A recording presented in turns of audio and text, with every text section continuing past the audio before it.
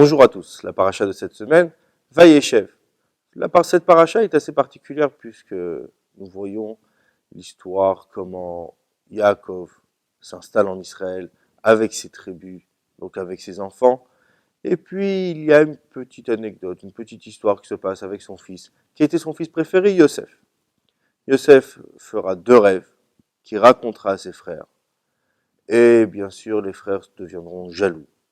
Et donc l'histoire, comme nous la connaissons bien, Yosef se fera vendre, Yosef ira en Égypte, et c'est là où plus tard deviendra le vice-roi d'Égypte. Revenons sur le 2e rêve de Yosef.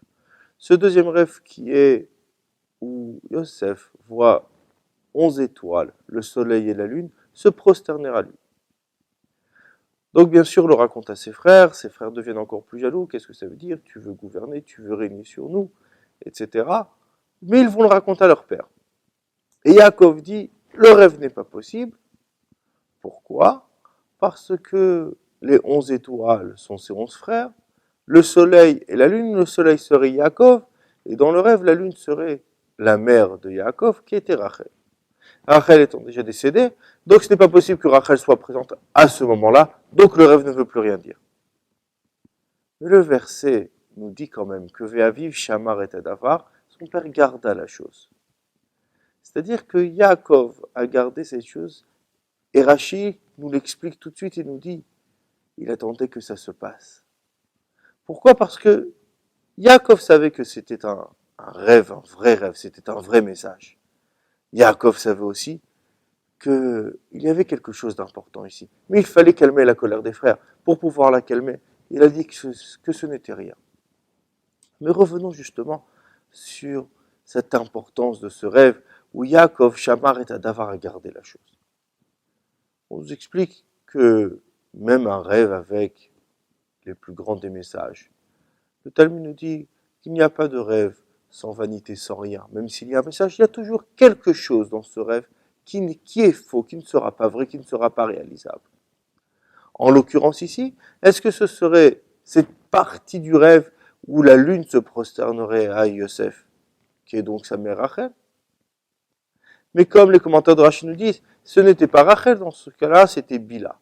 Bila qui était la servante de Rachel, qui, après le décès de sa maîtresse de Rachel, Bila ait pris Yosef. Bila, c'est elle qui l'a éduqué, donc elle a été un petit peu comme sa mère. Si Bila était comme la mère de Yosef, on comprend que la lune ici serait la mère de Yosef, donc pas Rachel, mais la servante, c'est-à-dire Bila. Et pourquoi Yaakov dirait à ce moment-là qu'il y aurait quelque chose de pas vrai?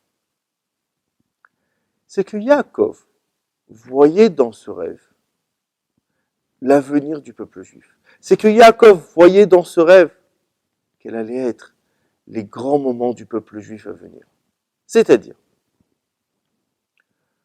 il se disait éventuellement, certains commentaires disent, que la résurrection, lors de la venue de Mashiach, se ferait déjà en son temps. C'est-à-dire qu'il verrait Rachel se lever.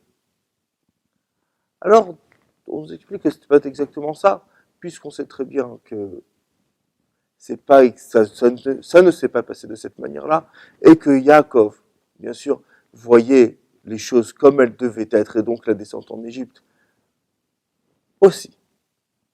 On voit que Yaakov se prosternerait. Yaakov ne s'est jamais réellement prosterné à son fils Yosef. Yaakov, il y a eu des inclinaisons de respect envers le vice-roi d'Égypte. Yaakov se redresse sur son lit de mort pour voir son fils Yosef. C'est vrai. Mais se prosterner devant Yosef, comme ça l'est indiqué ici, ça ne s'est jamais passé. Donc possible aussi que cette manière de voir le rêve serait aussi pas la meilleure. C'est la raison pour laquelle que quand on nous dit que Ve'aviv Shamar et Adavar, que Yaakov garda la chose, il garda quoi exactement? C'est que dans ce rêve, on voit la finalité, c'est-à-dire la descente en Égypte, le fait que Yosef régnera. Toute la différence entre Yosef et ses frères, c'est que les frères étaient des bergers. Yosef, lui, n'était pas un berger. Yosef deviendra le vice-roi d'Égypte. Yosef plongera dans le matériel. Yosef plongera dans le monde afin de le raffiner et de le transformer même. Donc, À ce moment-là, Yaakov est en train de voir la suite du service de Dieu.